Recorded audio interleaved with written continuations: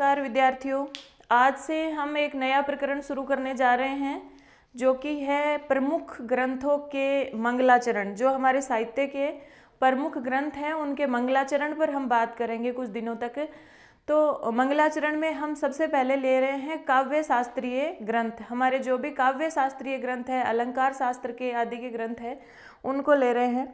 तो काव्य शास्त्रीय ग्रंथों में जो सबसे प्राचीन है उसका नाम है नाट्य शास्त्र। और नाट्य शास्त्र के रचयिता कौन है? भरत मुनि। नाट्य शास्त्र के रचयिता भरत मुनि है। और काव्य शास्त्रीय आचार्यों में जो भरत मुनि है वो सबसे प्राचीन माने जाते हैं। और इनका समय जो क्या माना जाता है, 400 ईसा पूर्व माना जाता है। भरत मुनि का समय 400 ईसा पूर्व है। और भरत मुनि ने जिस ग्रंथ को रचा उसका नाम क्या है? नाट्य शास्त्र। नाट्य शास्त्र में आप देखेंगे कि 36 अध्याय है, 6000 श्लोक है। विस्तार से भी हम आगे अध्ययन करेंगे नाट्य शास्त्र के प्रथम अध्याय, द्वितीय अध्याय और छठे अध्याय का, जो कि लगभग सभी परीक्षाओं के पाठ्यक्रम में है। तो नाट्य शास्त्र जो है वो 36 अध्यायों में बटा हुआ है, इसलिए इसको 60-63 अध्याय भी कहते हैं। और 6000 श्लोक हैं, तो 60 शास्त्रीय संहिता भी इसको कहते हैं। और सबसे प्राचीन ग्रंथ है काव्य शास्त्रीय आचार्यों में। और इसके बाद में जो नाट्य शास्त्रीय ग्रंथ लिखे गए उसमें जैसे विश्वनाथ का जो है साहित्य दर्पण, इसके अलावा धनंजय का 10 रूपक है, ये भी नाट्य शास्त्रीय ग्रंथ है। लेकिन सबसे प्राचीन नाट्य शास्त्रीय ग्रंथ, नाट्य शास्त्र की रचना किसने करी? भरत मुनि ने करी। और 400 ईसा पूर्व इनका समय माना जाता है। तो सर्वप्रथम जो भरत मुनि हैं उन्होंने नाट्य शास्त्र का मंगलाचरण किस तरह से लिखा, देखो।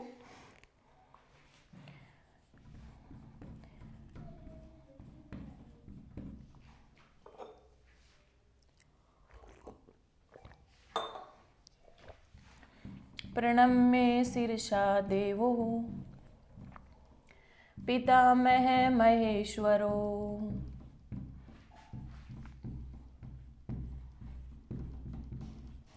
प्रणम्य शीर्षा देवो पितामह महेश्वरो नाट्यशास्त्रं प्रवक्ष्यामि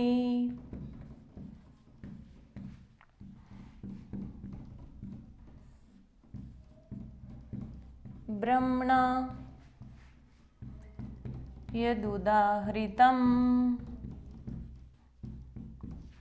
क्या लिखा मंगलाचरण?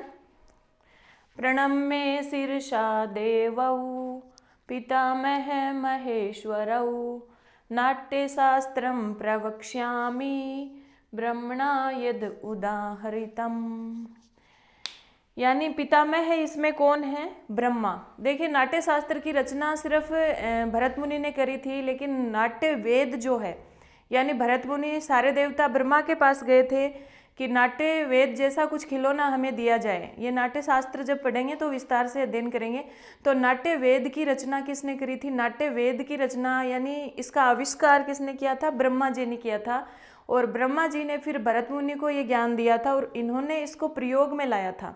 भरत मुनि ने नाट्य शास्त्र की रचना करी थी फिर नाट्य वेद के लिए।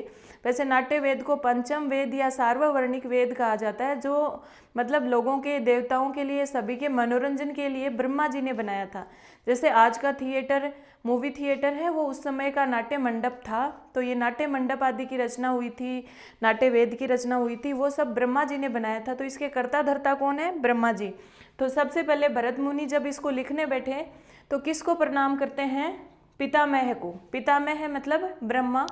और महेश्वर, जब ब्रह्मा जी ने ये सब बनाया तो उस समय शिव ने नृत्य किया था। तो इसलिए जो नाट्य वेद के रचयिता तो ब्रह्मा हो गए, नाट्य वेद के, नाट्य शास्त्र के नहीं। नाट्य शास्त्र के रचयिता तो कौन है? भरत मुनि। तो नाट्य वेद के रचयिता पितामह ब्रह्मा है और इसके प्रयोक्ता मतलब नृत्य करने वाले कौन है? शिव। तो शिव और ब्रह्मा दोनों को प्रणाम किया है सबसे पहले। और प्रणाम किया है, जहाँ पर प्रणाम आदि किया जाता है तो किस प्रकार का मंगलाचरण होता है? नमस्कारात्मक। 3 प्रकार के मंगलाचरण होते हैं, नमस्कारात्मक, आशीर्वादात्मक और वस्तु निर्देशात्मक। तो किस तरह का मंगलाचरण है? नमस्कारात्मक मंगलाचरण है। तो देखिए क्या कहते हैं, प्रणम्य। प्रणम्य यानी प्रणाम करके। प्र उपसर्ग नम धातु और लेप प्रत्यय है।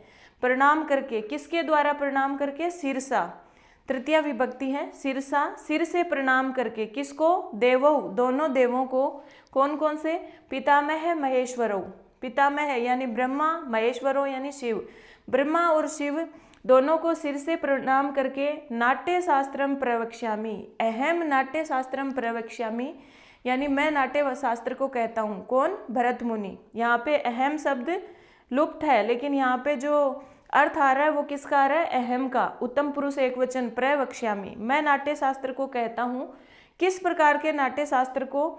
जो पहले ब्रह्मणा, ब्रह्म शब्द तृतीया एक वचन, ब्रह्मा के द्वारा, यत जो उदाहरितम कहा गया है, कि पहले ब्रह्मा के द्वारा जो नाट्य शास्त्र कहा गया है उसको मैं पितामह और शिव दोनों को प्रणाम करके कहता हूँ, यानी लिखता हूँ। ऐसा किसने कहा? भरत मुनि ने।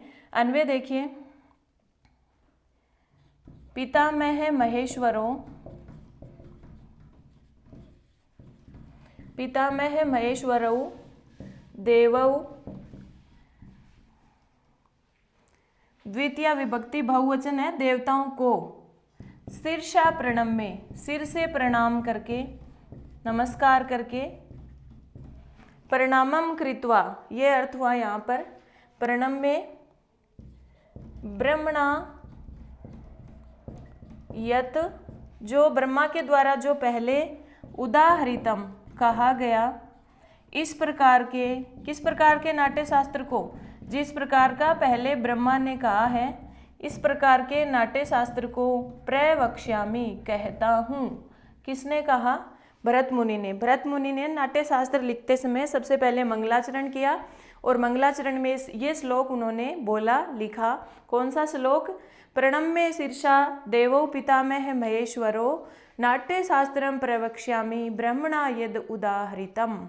अब जैसे आप देखेंगे, नाट्य शास्त्र की अन्य बातों का तो हम बाद में अध्ययन करेंगे कि कहाँ से क्या लिया, कौन से वेद से क्या लेकर के उन्होंने, क्योंकि आपके जो व्याख्याता परीक्षा है उसमें भी नाट्य शास्त्र का प्रथम अध्याय है, तो मूल बातें हम अध्ययन करेंगे।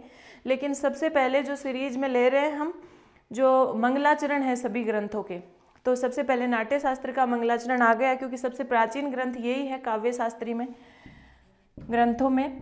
अब छंद देखेंगे, जो नाट्य शास्त्र का मंगलाचरण है किस प्रकार का है? नमस्कारात्मक है, और इसमें छंद कौन सा है?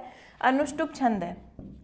आप देखेंगे कि 16 मतलब 8-8 16 वर्ण है ना दोनों में। अनुष्टुप छंद के एक चरण में कितने वर्ण होते हैं? 8। तो यहाँ पर 4 चरण पूरे हो गए और 32 वर्ण हैं सारे के सारे।